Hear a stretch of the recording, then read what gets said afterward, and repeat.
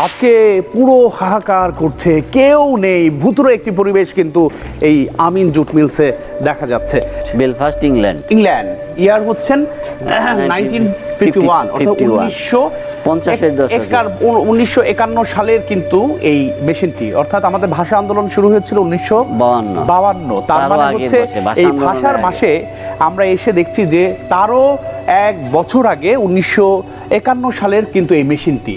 সুপ্রিয় দর্শক, কালের সাক্ষী হয়ে কিন্তু দাঁড়িয়ে আছে এই মেশিনটি। দর্শক দেখেন, এই যে একটা সাউন্ড হচ্ছে, এই যে কাপড় যখন বুনতো ঠিক কিন্তু এরকম সাউন্ড হতো, প্রচন্ড শব্দ হতো।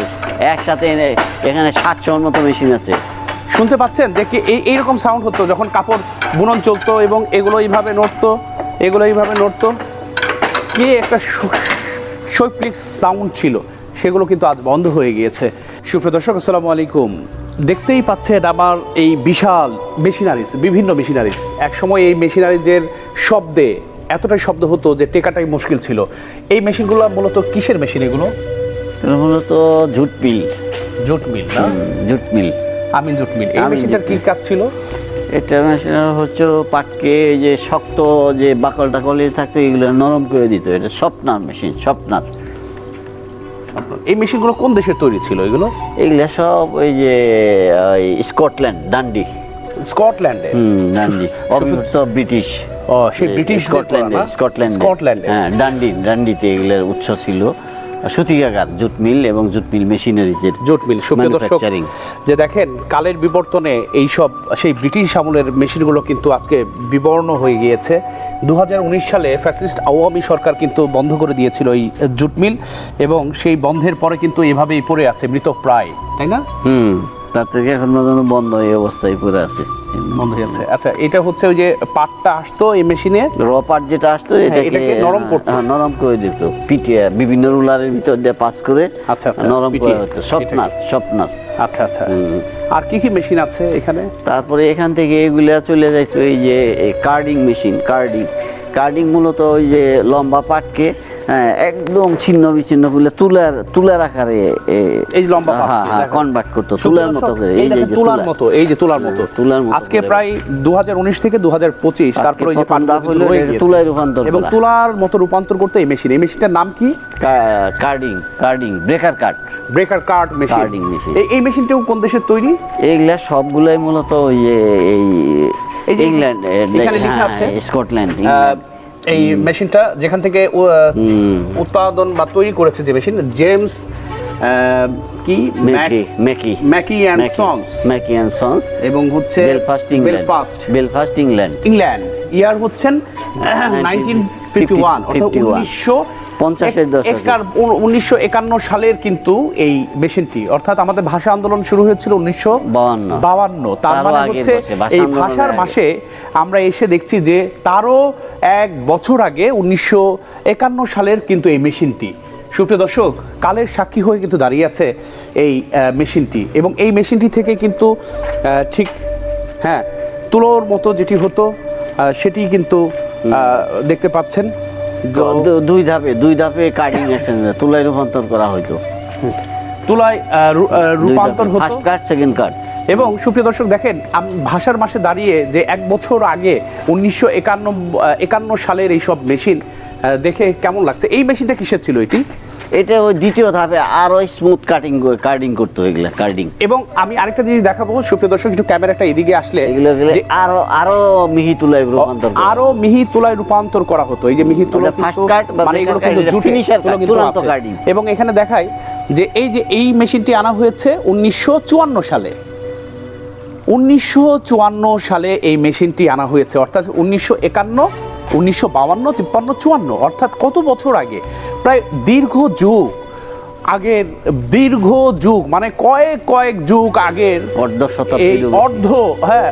প্রায় অর্ধ বছর হয়ে গিয়েছে না? শতাব্দীর কাছাকাছি, প্রায় শতাব্দীর কাছাকাছি এইসব মেশিন এখন শুধুই কালের সাক্ষী হয়ে দাঁড়িয়ে আছে। একসময় এইসব মেশিনে প্রচুর শ্রমিক কাজ করত। মানুষের যে আয়ের একটি উৎস ছিল, বাংলাদেশ সরকারের যে একটি বড় ধরনের উৎস ছিল, সেই খাতটি কিন্তু এই ফ্যাসিস্ট আওয়ামী সরকারের সময় কিন্তু বন্ধ করে দেওয়া হয়। মানুষের উপার্জনের সেই পথকে কিন্তু একেবারে বন্ধ করে দেওয়া হয়। এই পাটকে কিন্তু ধ্বংস করবার প্রয়াসে কিন্তু এইসব মেশিনগুলো আজ শুধু কালের সাক্ষী হয়ে দাঁড়িয়েছে। এই মেশিনটা কিসের মেশিন? এটা এটা তো carding finisher card. Finisher card. সুপ্রিয় দর্শক, আমরা একটু দেখাই। বিভিন্ন রোলারের মাধ্যমে পাটকে তুলায় রূপান্তর করা হতো। বিভিন্ন রোলারের মাধ্যমে এই পাটকে তুলায় রূপান্তর করা হতো মেশিন। এবং দেখেন এগুলো কত মজবুত এবং লোহার, খুব ভারী একটা মেশিন কিন্তু দেখা যাচ্ছে। সত্যি আজ পড়ে আছে কালের বিবর্তনে এইসব মেশিনগুলো নিষ্প্রাণ হয়ে দাঁড়িয়ে আছে। এটি একটা মিউজিয়াম অর্থাৎ জাদুঘরে পরিণত হয়ে আছে। জানি না এত হাজার কোটি কোটি টাকার প্রপার্টি সেগুলো এভাবে ধ্বংসের সম্মুখীন হয়ে আছে। একটা রাষ্ট্রকে একটা অর্থনৈতিকভাবে পঙ্গু করবার কিন্তু একটা প্রয়াস আমরা দেখে ফেলেছি এই চট্টগ্রামের এই আমিন জুট মিলে। সুপ্রিয় দর্শক, আরও কিছু মেশিনের সাথে একটু আপনাদের পরিচয় করে দিই। এই মেশিনটি কি? এটা তো প্রিপেয়ারিং আর কি, প্রিপেয়ারিং সুতা তৈরির আগের প্রস্তুতি, প্রিপেয়ারিং। এটা কি পাটের যে সুতো হতো তার তৈরির আগে এখানে চূড়ান্ত সুতা তৈরি করে যাওয়ার আগে এটাকে টেনে লম্বা করতো। Drawing department. ওটা কার্ডিং, এটা ড্রয়িং। Drawing department. হ্যাঁ, সুতা তৈরির আগের যে প্রিপারেশনটা সেটা। আর এখানে এই যে মিলে প্রায় কতশো মেশিন আছে? এগুলো মেশিন অনেক আছে। আচ্ছা, এখানে যেমন এখানে একটু লেখা দেখায় যে এই এখানে মেশিনের প্রস্তুতকারক হচ্ছে জেমস মেকি। মানে এটা কি জার্মানি? না, ওই ইংল্যান্ডেরই জেমস মেকি প্রস্তুতকারক নং 54। এরকম প্রচুর এগুলো হচ্ছে স্পিনিং, সুতা তৈরির মেশিন এগুলো না? হ্যাঁ, এগুলো স্পিনিং, সারি সারি সুতা তৈরির মেশিন। এখান থেকে সুতা তৈরি হইতো, সুতা তৈরি করে ভীমে চলে যাইতো, ভীমের থেকে তাতে গেলে কাপড় তৈরি হইতো, চট। এবং এগুলো কি সম্পূর্ণ লোহা না? সম্পূর্ণ লোহা, একেবারে পিওর লোহা, খাঁটি লোহা। এই সুপ্রিয় দর্শক দেখেন যে এগুলো কি ধরনের লোহার, যে একেবারে এই যে 70-80 বছর হয়ে যায় তারপরে সেই রকম আছে। হ্যাঁ, প্রায় মিল চালু থাকলে একটু মরিচাও থাকতো না। 100 বছর হতে চলেছে, তারপরেও কিন্তু এই মেশিনগুলো কিন্তু আজও অবিচল রয়েছে। এবং দেখেন এখন পর্যন্ত কিন্তু বেশ ভালোই উঠানামাও করা যাচ্ছে প্রত্যেকটা ইয়ে দিয়ে। তো যাই হোক, খুব মজবুত না এগুলো?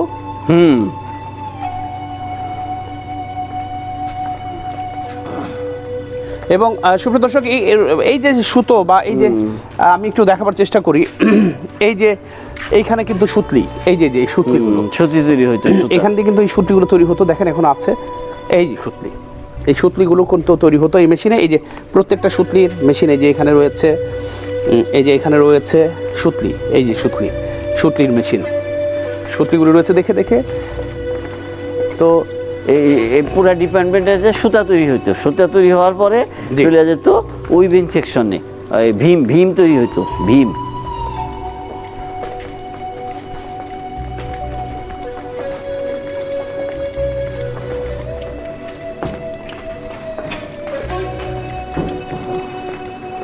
আজকে পুরো হাহাকার করছে, কেউ নেই, ভুতুড়ে একটি পরিবেশ কিন্তু এই আমিন জুট মিলসে দেখা যাচ্ছে। এবং এখানে কিন্তু একটি স্কেল দেখা যাচ্ছে ওজন মাপার। ওমা, এখন স্কেলটা কি এখনো ভালো আছে? না, একই রুচি না, এগুলো প্রতি 1 মাস পর ক্যালিব্রেশন করতে। এই যে আচ্ছা, দেখি তারপর স্কেলটা কিন্তু নড়ছে, কাছাকাছি আছে, কিছু আছে, দেখি 3-4 কেজি ব্যবধান। দেখি কেমন হয়েছে, ওজন কত দেখা যাচ্ছে? 2-3 কেজির একই রুচি কম, একই রুচি। হ্যাঁ, ঠিকই আছে। হ্যাঁ, আমার ওজন এখনো সচল রয়েছে। অবাক করা বিষয় যে দেখেন মানে কি মজবুত এই মেশিনটি, সত্যি অভাবনীয়। যে আগে কি রকম ছিল, যে যন্ত্রাংশগুলো কতটা মজবুত ছিল যন্ত্রাংশগুলো। আমরা একটু দেখাই, ক্যামেরায় দেখাই যে সুপ্রিয় দর্শক, এই জায়গাগুলো দেখার সৌভাগ্য হয়তো বা অনেকেরই হবে না। আমরা আজ স্বাধীনতা টিভি বাংলার মাধ্যমে কিন্তু আপনাদেরকে দেখাবার চেষ্টা করছি যে কি ধরনের মেশিনগুলো ছিল, এই জুট মিলে ব্যবহার হতো, এবং হাজার কোটি কোটি টাকা এই মেশিনগুলো। এটা কি মেশিন? এগুলো হচ্ছে ভীম। কাপড় তৈরি করার আগে যে তাতে তো বুননের আগে যে ইয়ে করতো, ভীম তৈরি হতো, Bhim dressing machine, dressing machine, Bhim. আচ্ছা, ভীম। এগুলো সবই কিন্তু লোহার এবং খাঁটি লোহার। আমি যদি একটু দেখাই, এই যে এখনো বাহ কি স্মুথলি ঘুরতেছে। এত বছর পরেও এইসব শত বছরের পুরনো মেশিনগুলা, যেখানে তেল মোবিল কিছুই দেয়া হচ্ছে না, তারপরে দেখেন কি স্মুথলি ঘুরতেছে প্রত্যেকটা চাকা। সত্যি অকল্পনীয় এখনো। এই মেশিনগুলো কি মেশিন? এগুলো হচ্ছে বুনন উইভিং, অর্থাৎ পাট পণ্য তৈরির জন্য যে নর্মাল যে স্যাকিং বস্তা এবং চট তৈরির জন্য যে করা তাঁত, এই তাঁতে এগুলো বুনন হইতো। তাঁতেই বুনন হতো? হ্যাঁ, তাঁতেই বুনন হইতো, চট এবং বস্তা যে বুননের কাজটা। এখানে কয় হাজার শ্রমিক কাজ করতো? এখানে আবার 10,000 শ্রমিক কাজ করতো। 10,000? সুপ্রিয় দর্শক দেখেন, 10,000 শ্রমিকের এই বিশাল কর্মযজ্ঞ আজ শুধু ফাঁকা, হাহাকার করছে, নীরব একটা ভৌতিক পরিবেশ কিন্তু দেখা যাচ্ছে। এই যে তাঁতের, এই যে আমি একটু দেখাই, এখানে কিন্তু এই যে সেই তাঁতের মেশিন, যেটিতে তাঁতের কাজ করা হতো, এবং দেখেন লোহা এবং কাঠের, হ্যাঁ কাঠের, এবং একটি বিষয় এইভাবে বোধহয় টানাটানি হতো, মেশিন এবং লোহা এবং কাঠের সমন্বয়ে কিন্তু এইসব মেশিনগুলো তৈরি। দর্শক দেখেন, এই যে একটা সাউন্ড হচ্ছে, এই যে কাপড় যখন বুনতো ঠিক কিন্তু এরকম সাউন্ড হতো, প্রচন্ড শব্দ হতো। একসাথে এখানে 700-র মতো মেশিন আছে, শুনতে পাচ্ছেন যে এইরকম সাউন্ড হতো যখন কাপড় বুনন চলতো, এবং এগুলো এইভাবে নড়তো, কি একটা শৈল্পিক সাউন্ড ছিল, সেগুলো কিন্তু আজ বন্ধ হয়ে গিয়েছে। এবং দেখছেন এই যে শুনশান নীরবতা, ভৌতিক পরিবেশ, এবং এগুলো শুধু পড়ে আছে কঙ্কালগুলো, ক্যাসিংগুলো পড়ে আছে, সেই প্রাণ নেই, প্রাণ হারা হয়ে গিয়েছে। এবং প্রাণ হারা এইসব সত্যি এগুলো আসলে না দেখলে বোঝাই যাবে না যে কী ধরনের পরিবেশ তৈরি হয়েছে। সম্পূর্ণ একটা নির্জীব প্রাণ এখানে, মানে কোনো প্রাণের উপস্থিতি নাই, নির্জীব, সব কিছুই নির্জীব। এবং সুপ্রিয় দর্শক, আবার একটু দেখাবার চেষ্টা করি, সেটি হচ্ছে যে এইখানে যে মেশিনটি, এটা একটা বিশাল একটি মেশিন দেখা যাচ্ছে, এবং সেই মেশিনে কি কাজ হতো আমরা সেটি জানবো।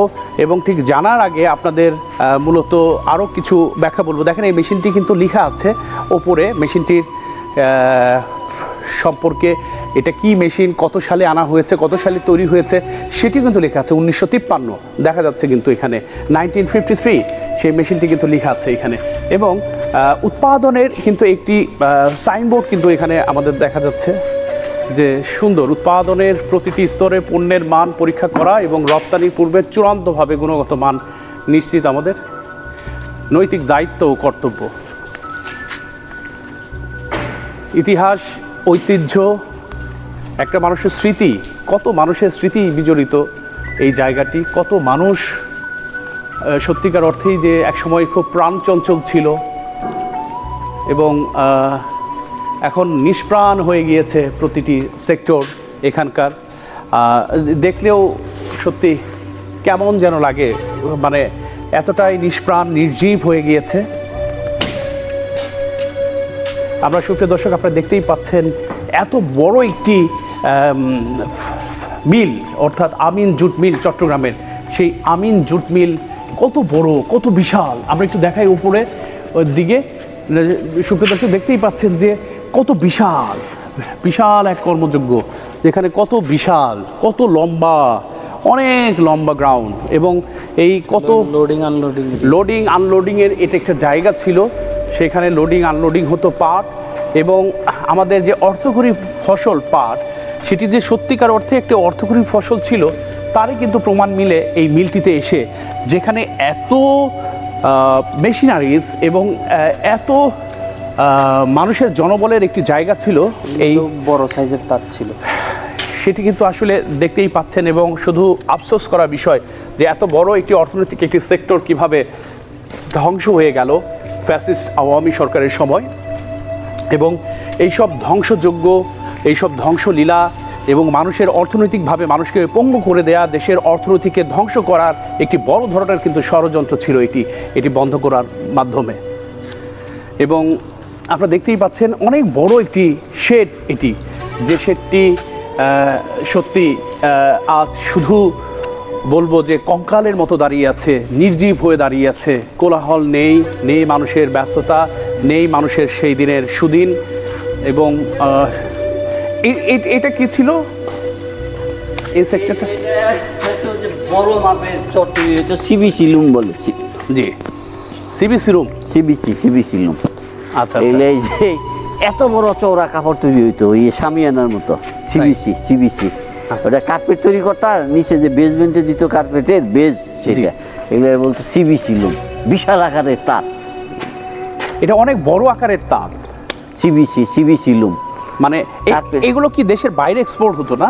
100% দেশের বাইরে এক্সপোর্ট হতো। সুপ্রিয় দর্শক, শুনছিলেন যে শতভাগ কিন্তু দেশের বাইরে এক্সপোর্ট হতো এই আমাদের অর্থকরী ফসল পাটের যে বিভিন্ন উৎপাদন, বিভিন্ন এইসব কার্পেট, ফিনিশিং প্রোডাক্ট এবং চট, ব্যাগ।